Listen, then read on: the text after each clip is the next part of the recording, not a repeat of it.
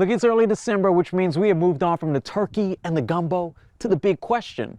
When exactly does crawfish season officially start? Look, I'm Joshua Moten, your St. Martin Parish reporter, checking in with an expert and a local crawfisherman to find out when the mud bugs are going to start sending out some calendar invites.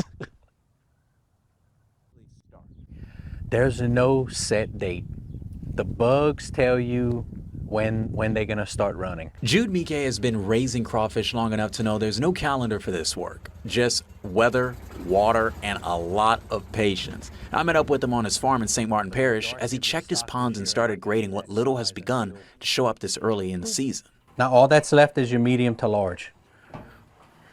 And then those are gonna go in the sack right here. I joined him out on the water, where he pulled up a trap and gave me a first-hand look at what the ponds are looking like.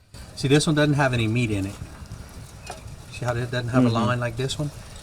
That black line on the tail is a quick clue. No line means no meat. And according to Jude, you can't rush that part. If you want big, beautiful crawfish, that's gonna happen a little bit later on when it starts warming up, after the crawfish start growing a little bit. It takes that warm water to make them really start moving.